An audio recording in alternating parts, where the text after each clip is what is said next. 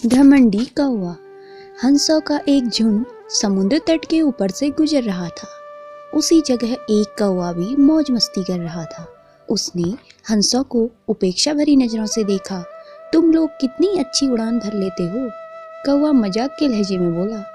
तुम लोग और कर ही क्या सकते हो, बस अपना पंख फड़फड़ाकर उड़ान भर सकते हो। क्या तुम मेरी तरह फुर्ती से उड़ सकते हो?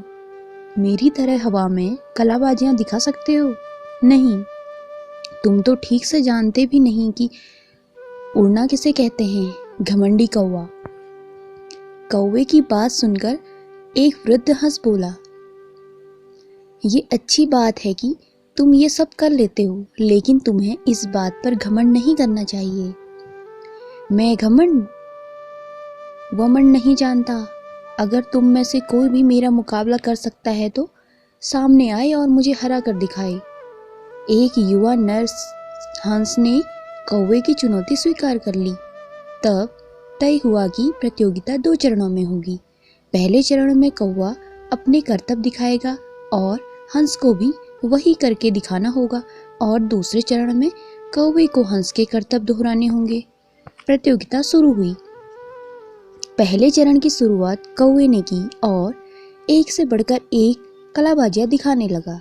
वह कभी गोल गोल चक्कर खाता तो कभी जमीन छूते हुए ऊपर उड़ जाता। वहीं हंस उसके मुकाबले कुछ खास नहीं कर पाया।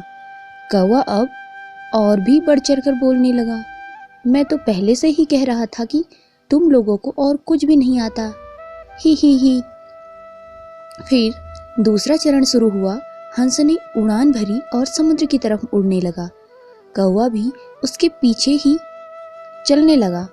ये कौन सा कमाल दिखा रहे हो, भला सीधे सीधे उड़ना भी कोई चुनौती है? सच में तुम मूर्ख हो, कौवा बोला। पर हंस ने कोई जवाब नहीं दिया और चुपचाप उड़ता रहा। धीरे धीरे वे जमीन से बहुत दूर होते गए और कौवे का बड़बड़ाना भी कम होता गया और कुछ देर में बिल्कुल ही बंद हो गया। कौवा अब बुरी तरह थक चुका था, इसलिए कि अब उसके लिए खुद को हवा में रखना भी मुश्किल हो रहा था और वो बार बार पानी की तरफ करीब आते जा रहा था।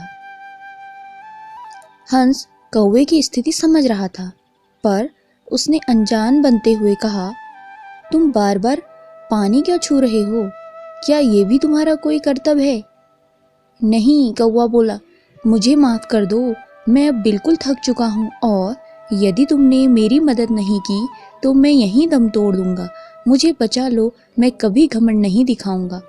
हंस को कौवे पर दया आ गई।